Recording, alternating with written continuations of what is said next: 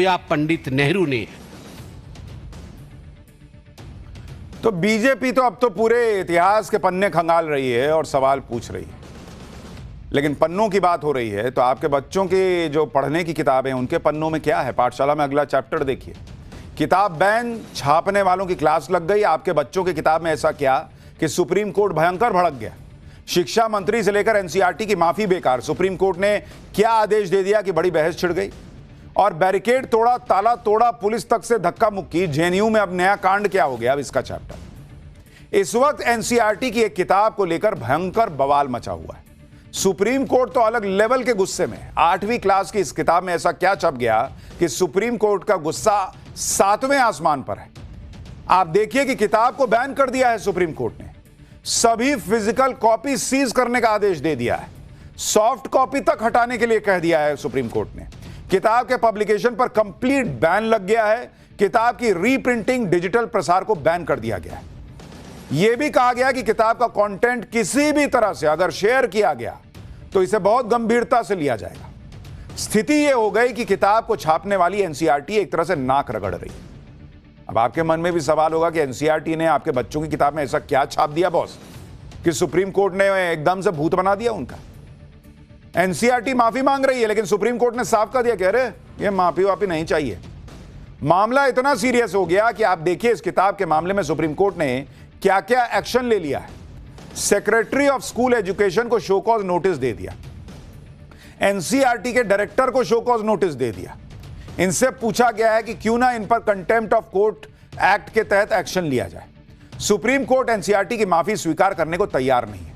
Court ने साफ कह दिया है कि इस बात को कोर्ट देखेगा कि एनसीईआरटी ने जो सार्वजनिक तौर पर माफी मांगी है वो माफी वाकई जेन्युइन है भी या नहीं, या फिर क्रिमिनल लायबिलिटी से बचने के लिए बस माफी मांग लिए हैं ये लोग। यानी सुप्रीम कोर्ट ने रगड़ कर रख दिया एनसीईआरटी को। सुप्रीम कोर्ट ऐसे भयंकर गुस्से में क्यों आ गया? एक किताब को लेकर इतना बवाल क्यों मचा है? लोग इस पर क्या कह रहे हैं? और इधर सुप्रीम कोर्ट की किताब का बवाल है, उधर जेएनयू में वाइस चांसलर को लेकर भयंकर बवाल चल रहा है। जेएनयू में आज क्या गदर मचा है आपको यह भी दिखाऊंगा, लेकिन पहले इन सारे विवाद की एक झलक देखिए।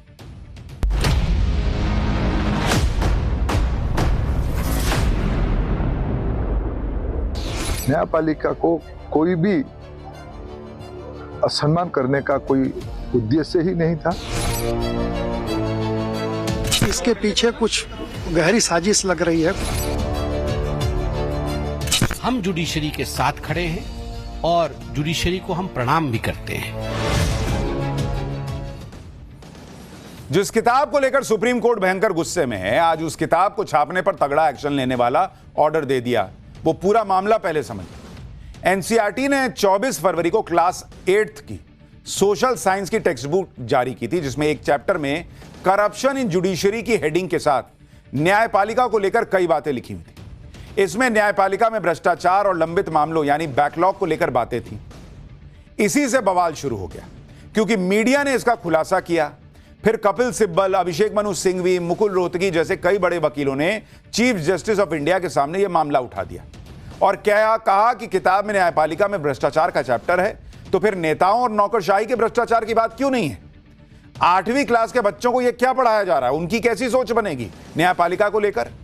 इस पर चीफ जस्टिस ऑफ इंडिया ने कहा कि वो इस मामले को खुद देखेंगे और न्यायपालिका को बदनाम करने की इजाजत किसी को नहीं देंगे। सुप्रीम कोर्ट ने जब नाराजगी जताई तो एनसीईआरटी ने प्रेस रिलीज जारी करके किताब वापस लेने और इस चैप्टर के लिए माफी मांग ली। सुप्रीम कोर्ट का कड़ा रुख और सीजेआई का गुस्सा देखकर आज एनसीईआरटी के डायरेक्टर भी काम गए होंगे और उन एनसीईआरटी के अधिकारियों के पसीने छूट गए जिनकी भूमिका इस विवादित चैप्टर को तैयार करने में थी।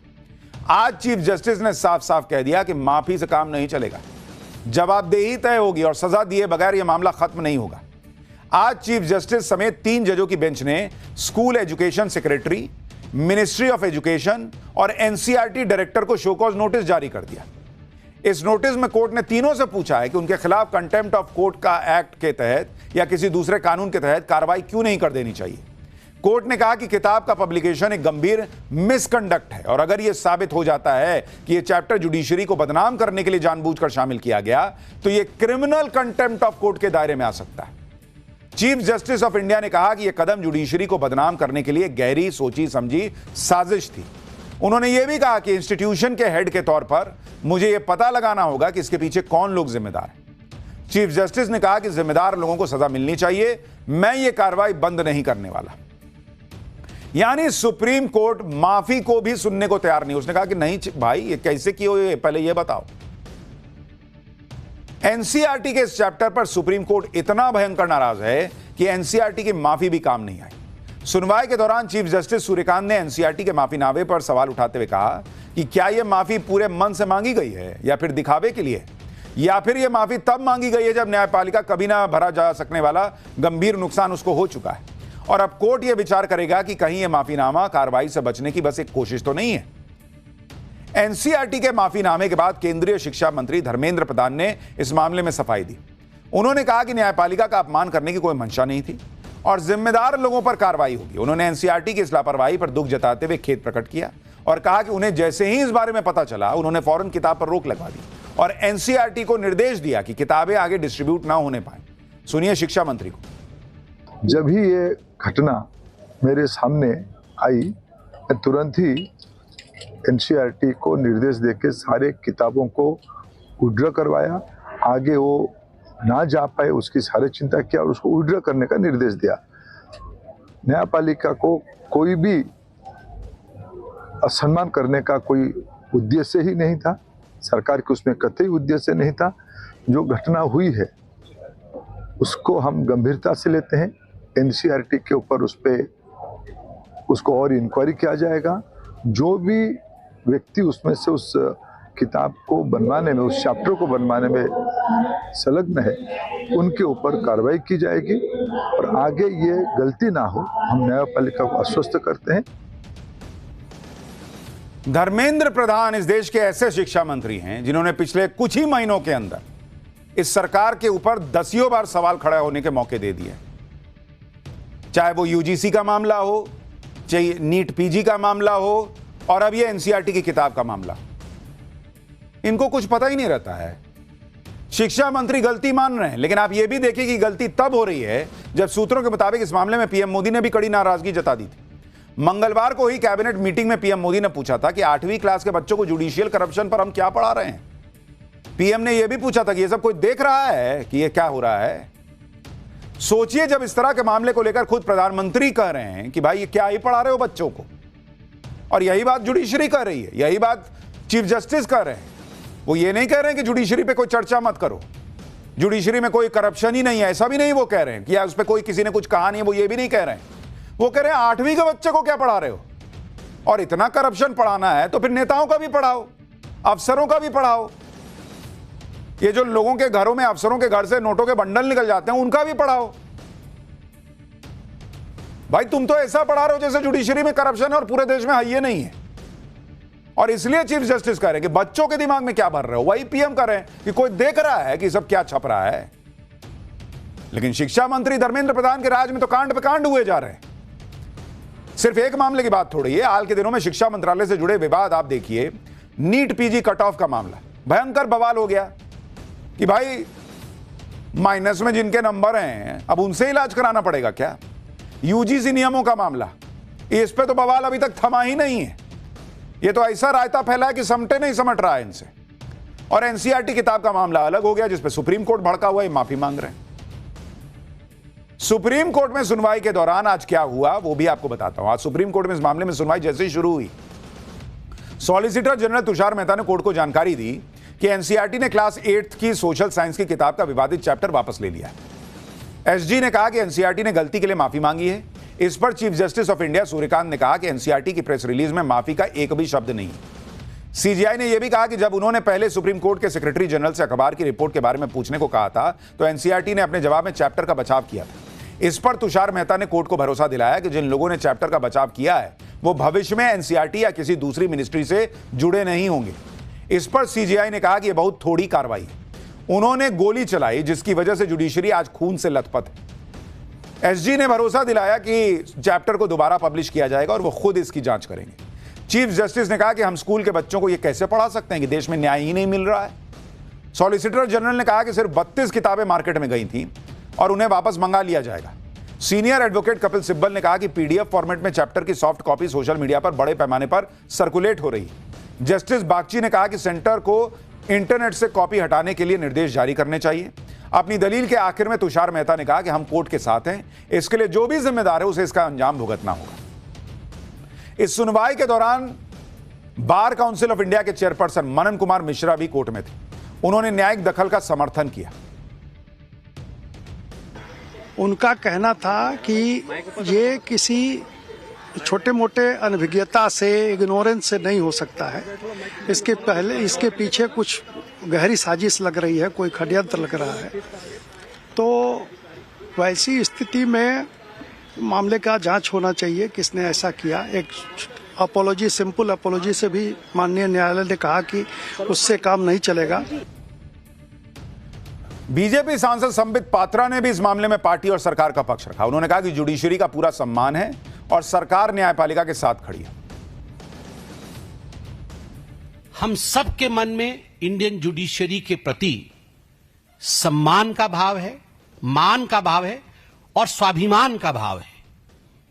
और कल जब इस विषय पे कोर्ट पे सुनवाई हुई तो हमारे सॉलिसिटर जनरल तुषार मेहता जी ने भी इस विषय को सरकार की तरफ से रखा है कि सरकार जुडिशरी के साथ में है, हम जुडिशरी के साथ खड़े हैं और जुडिशरी को हम प्रणाम भी करते हैं कि जिस निष्पक्षता के साथ भारत की जुडिशरी काम करती है, we should always respect and stand with the judiciary of this country. हालांकि कुछ लोग यह भी कह रहे हैं कि आखिर न्यायपालिका में भ्रष्टाचार की बात करना गलत कैसे हो गया, न्यायपालिका में पेंडिंग केस की बात करना गलत कैसे हो गया। इस पर अगर बात हो रही है तो फिर किसी को इससे क्यों परेशानी है। कई लोग कह रहे हैं कि एनसीईआरटी क्यों माफी मांग रही है। सुनिए एनसीईआरटी के पूर्व डायरेक्टर ने क्या कहा। हमें एक दूसरे का सम्मान करना चाहिए। सारा देश सुप्रीम कोर्ट का सम्मान करता है, लेकिन सुप्रीम कोर्ट की भी सीमाएं हैं। एनसीईआरटी देश के भविष्य का निर्माण कर रही है। ऐसा कोई व्यक्ति आपको नहीं मिलेगा जो किसी उच्च पद पर हो जिसने एनसीईआरटी की पुस्तकें न पढ़ी हों। और एनसीईआरटी का उत्तरदायित्व सुप्रीम कोर्ट के उत्तरदायित्व कम नहीं है। तकनीकी व्यवस्था जो भी हो, लेकिन एनसीईआरटी को वही सम्मान देना चाहिए जो हम अपने अध्यापक को देते हैं। जो लोग सुप्रीम कोर्ट को कोस रहे हैं उन लोगों को इस बात को समझना होगा कि यह मामला किसी किताब में भ्रष्टाचार का जिक्र होने भर का नहीं है। मामला 8वीं क्लास के बच्चों को क्या पढ़ाया जाना चाहिए इसका है। मामला इसका भी है कि अगर भ्रष्टाचार की बात हो रही है तो फिर सबके भ्रष्टाचार की बात करो। अगर बच्चों को यही पढ़ाना है कि इस देश में खाली भ्रष्टाचार चल रहा है तो फिर नेताओं ने जितने भ्रष्टाचार किए सबका चैप्टर डालो। सिर्फ न्यायपालिका की ही बात क्यों हो रही है? क्योंकि आप देखिए कि कोर्ट में कितने केस पेंडिंग है, इसे लेकर बहस तो होती रहती है। हमने पाठशाला में शो किया है, हमको तो किसी ने नहीं कहा, सुप्रीम कोर्ट ने कुछ नहीं कहा कि क्यों बता दिए इतने कोर्ट केस पेंडिंग है। भारत में 5 करोड़ से ज्यादा केस पेंडिंग है, इसकी बात होती रहती है। पेंडिंग केस कैसे न्यायपालिका के सामने बड़ी चुनौती है, इसकी भी बात होती रहती है। न्यायपालिका में भ्रष्टाचार के आरोपों को लेकर कई बार बहस हुई है। अभी हाल ही में जस्टिस वर्मा के केस को लेकर खूब रिपोर्टिंग हुई थी। कोर्ट ने इन सब पर बात करने से नहीं रोका है। कोर्ट इस बात को लेकर नाराज है कि 8वीं क्लास के बच्चे को तुम यह बताकर कि हमारे यहां तो करोड़ों केस पेंडिंग है, हमारे यहां तो जुडिशरी में भ्रष्टाचार है, तुम क्या हासिल कर रहे हो, यह पूछ रहे हैं वो। बच्चों को क्या बता रहे हो कि तुमको जज नहीं बनना चाहिए, तुमको जुडिशरी में नहीं जाना चाहिए, या हमारे यहां की जुडिशरी कितनी खराब है। 8वीं का बच्चा यह जान लेगा तो क्या हासिल करेगा, यह एनसीईआरटी को बताना चाहिए। और अगर यही आज जानकर कि करप्शन क्या है, नहीं है, कितने केस पेंडिंग है, तो बताओ सरकारी दफ्तरों में कितने फाइलें पेंडिंग पड़ी हुई हैं, ये क्यों नहीं बताते? कितने सरकारी दफ्तरों में काम पेंडिंग है, ये क्यों नहीं बताते? न्यायपालिका को बदनाम करने की छूट किसी को नहीं दी जा सकती। इसलिए आप देखिए कि चीफ जस्टिस ने मीडिया की तारीफ की कि मीडिया ने ही एनसीईआरटी की किताब के इस मामले को उठाया और इसका खुलासा किया, जिस पर आज एक्शन हो रहा है। क्योंकि जो लोग ये नहीं समझ रहे कि दिमाग में 8वीं के बच्चे के दिमाग में क्या भरोगे तो उसका क्या रिजल्ट होगा, उनको जेएनयू के उन बच्चों को देखना चाहिए जिनके दिमाग में वामपंथ भरा गया तो वो क्या ना क्या करते हैं। क्योंकि एक तरफ किताब को लेकर बवाल है, दूसरी तरफ यूनिवर्सिटी में बवाल है। जेएनयू में आज फिर कांड हो गया बॉस। जेएनयू के वाइस चांसलर के इस्तीफे की मांग को लेकर सैकड़ों छात्र कैंपस में इकट्ठा हो गए। ये लोग मार्च निकालने लगे। हालांकि जेएनयू प्रशासन ने किसी भी तरह के मार्च की इजाजत दी ही नहीं थी, इसलिए छात्रों के मार्च को लेकर दिल्ली पुलिस पहले ही एक्टिव थी। दिल्ली पुलिस ने छात्रों को यूनिवर्सिटी के गेट पर रोक दिया। एक तरफ दिल्ली पुलिस और आरएएफ के जवान थे, तो दूसरी तरफ जेएनयू छात्र संघ के करीब 400 से 500 छात्र इकट्ठा हो गए। छात्रों को रोकने के लिए यूनिवर्सिटी के गेट पर जंजीर लगाकर ताला लगाया गया था, जिसके बाद छात्रों ने गेट पर पहुंचकर नारेबाजी शुरू कर दी। उग्र छात्रों ने गेट पर लगा ताला भी तोड़ दिया और पुलिस से भिड़ गए। इस दौरान छात्रों ने पुलिस की बैरिकेडिंग को तोड़ दिया। कई छात्र हंगामा करते हुए बैरिकेडिंग गिराने लगे। जब पुलिस ने उन्हें रोकने की कोशिश की तो छात्रों और पुलिस के बीच झड़प हो गई। छात्रों के हमले में कई पुलिस वाले घायल हुए हैं। एक इंस्पेक्टर के हाथ में चोट आई है। बताइए, ये तो हाल है यहां। पुलिस वाला घायल हो जा रहा है छात्रों को रोकने के चक्कर में। छात्रों ने दिल्ली पुलिस को उकसाने के लिए बोतलें भी फेंकी, उनके ऊपर झंडे और बैनर फेंके गए। छात्र जब बेकाबू हो गए तो दिल्ली पुलिस एक्शन में आई। पुलिस ने जेएनयू स्टूडेंट यूनियन की अध्यक्ष समेत कई छात्रों को हिरासत में लिया और बसेस में भर के थाने लेकर गए। जेएनयू में अभी भी पुलिस की भारी मौजूदगी है, क्योंकि प्रोटेस्ट कर रहे छात्रों ने आज रात फिर से मार्च निकालने की बात कह दी। इससे पहले जेएनयू में यूजीसी के इक्विटी नियमों को पूरी तरह लागू करने की मांग को लेकर प्रदर्शन हो रहा था, लेकिन अब जेएनयू की वाइस चांसलर के इस्तीफे की मांग हो रही है। वाइस चांसलर शांतिश्री डी पंडित को लेकर विवाद तब शुरू हुआ जब 16 फरवरी को उनका एक पॉडकास्ट रिलीज हुआ। पॉडकास्ट में वाइस चांसलर शांतिश्री यूजीसी के 2026 इक्विटी एंटी डिस्क्रिमिनेशन रेगुलेशन पर चर्चा कर रही हैं। बातचीत के दौरान उन्होंने कहा कि इसे काफी सीक्रेट तरीके से किया गया, यहां तक कि हमें भी पता नहीं चला कि इसमें क्या लिखा गया है। आप किसी एक ग्रुप को पावर देकर और दूसरे को न्याय देने से इनकार नहीं कर सकते। इसी को लेकर बवाल हो रहा वहां जेएनयू में, क्या ऐसा बोल कैसे दी। जेएनयू छात्र संघ का कहना है कि बीसी की यही बातें उनकी जातिवादी मानसिकता को दर्शाती हैं। छात्र संघ का आरोप है कि इस तरह की बयानबाजी यूनिवर्सिटी में पिछड़े वर्ग के छात्रों के साथ होने वाले भेदभाव और अन्याय को बढ़ावा देती है। कौन सी लाइन में उन्होंने कहा कि पिछड़े छात्रों के साथ अन्याय कर दो। तो जेएनयू में होने वाले कांड तो कभी खत्म होंगे या नहीं होंगे भगवान ही जाने, लेकिन पाठशाला में हमारे लिए वक्त हो गया अगले चैप्टर का। पाकिस्तान को फोड़ता अफगानिस्तान,